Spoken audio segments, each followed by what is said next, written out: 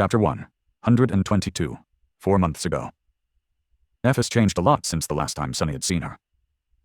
Outwardly, she looked almost the same, tall, firm, and strangely distant, as though existing slightly apart from the rest of the world. She was still wearing the Starlight Legion armor, which accentuated the graceful lines of her slender, lithe body. Only now, there was also a white cloak draped over her shoulders, close in color to the pristine metal of the elegant plate armor. Changing Star's silver hair was much longer now, almost reaching her shoulders. Without the short, tomboyish cut, she looked strangely mature and feminine, making Sunny's heart beat a little faster. Her calm gray eyes were as striking as ever. The true changes, however, hid much deeper. Perhaps only a person who knew her as well as Sunny did could notice them, or perhaps it was precisely because he had come to know her so well that the veil of detached indifference shrouding her true self cracked, revealing the deeper feelings beneath. Nefis seemed to be much more alive now, much more present. Her eyes shined with resolve and determination, radiating an almost infectious feeling of temperate confidence. This was her power, the power of conviction. Sunny shivered under that gaze. Nef was the person he longed to see the most, and at the same time hoped to never see again. She was the true reason why he had to leave the castle. Stirred awake by this fated meeting, a torrent of memories rose to the surface of his mind. If only he had known at the time. Well, it would not have changed anything, really. 4 months ago, on the night that they had ventured into the cursed sea on a boat made of demons' bones, Sunny was shivering in the wind. After an eternity spent in the cold embrace of darkness, the endless night of their escape was finally drawing its last breaths. He shifted and turned to the east, where a ghostly line of pale lilac appeared over the horizon. Trembling, he licked his lips and said in a raspy voice, Cassie, it's morning." After he uttered these words, the last remnant of strength that had kept Sunny going disappeared, and he slumped on the stones, his chest rising heavily, and then falling. A new dawn was ready to bathe the desolate hell of the forgotten shore in warm sunlight. They had survived. The 3 sleepers were perched on a giant stone hand that protruded from the black waves, as if held above the lightless abyss by a goddess. Sunny and Cassie were holding each other for warmth, while Nefis was lying in the center of the stone palm, still unconscious. Visible through the gaps in the shattered armor, her ivory skin was pale and listless. We did it. They had escaped the clutches of Soul Devourer, sailed through the cursed darkness, and even lived through a battle with the horrifying Dweller of the Depths. By some miracle. Sunny couldn't quite believe that they had actually managed to pull their daring escape off.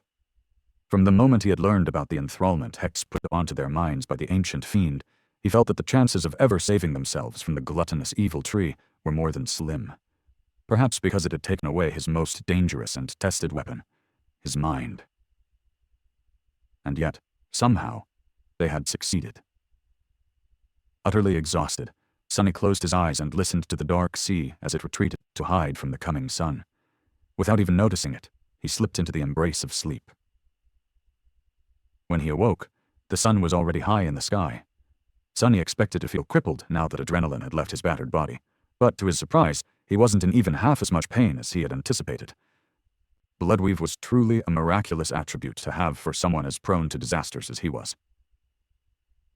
Even his broken finger wasn't hurting that much anymore. Sunny still had to groan while sitting up, though. Cassie was sleeping by his side, as drained by the events of the previous night as he was, perhaps even more so. Her delicate face seemed vulnerable and pale, twisted in an anxious frown. Sunny sighed. Nefis had yet to regain her senses.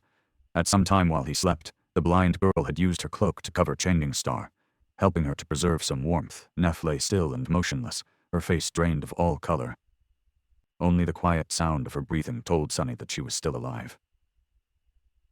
He trembled, remembering the harrowing sight of her mangled flesh restoring itself in the crucible of purifying flame. Unleashing that flame always took a heavy toll on Nefis, bringing her unimaginable pain and suffering.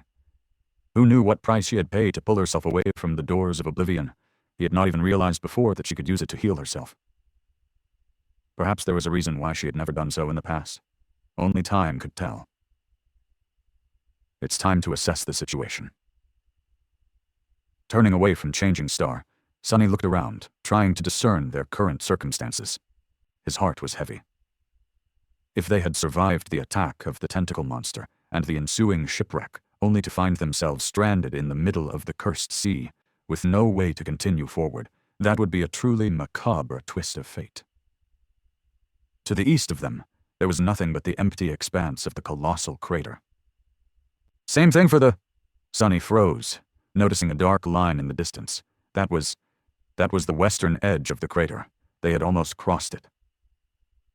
Feeling a strange excitement grasping his heart, Sunny quickly turned around and looked west. His eyes widened. For a few moments, his head was silent and empty. Then, a single thought appeared in it. We were so close. He sat quietly for a long time, forgetting about everything else. A few hours later, Cassie finally woke up. Feeling that he wasn't next to her anymore, she called in a frightened voice. "Sunny?" He licked his lips. "I'm here." Cassie sat up and stretched her hand out, finding his shoulder.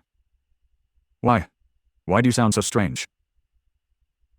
Sunny blinked, then slowly turned his head to look at the blind girl. A tentative smile found its way onto his face.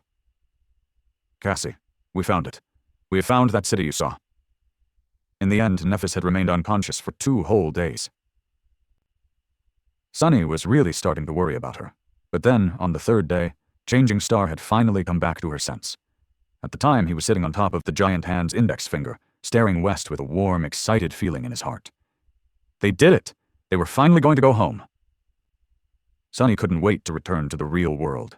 He didn't even care about becoming an awakened, and the corresponding leap in power and status that much anymore. All he cared about was his soft bed, mountains of delicious food, and limitless hot showers. Sunny lowered his head and glanced at Nephis, trying to determine if there was anything wrong with her. In the webtoons, one of the characters was bound to suffer from something like amnesia right before things were about to take a turn for the better. But Changing Star seemed to be fine. She was still the same Neph he had known, tall, firm, and strangely distant, as though there was an invisible barrier separating her from the rest of the world. When the gaze of her striking gray eyes fell on him, Sunny felt his heart beating a little faster. He smiled. "Thank gods." Nephis frowned, lowered her head, and then asked in a flat tone, "Why are you smiling?" Realizing that he was grinning from ear to ear like a fool, Sunny blinked, then tried to shrug with false indifference. Abort! Abort! Divert her attentions here. Look behind you." The sight of what lay in the west was one of the reasons for his good mood, so it wasn't that much of a stretch.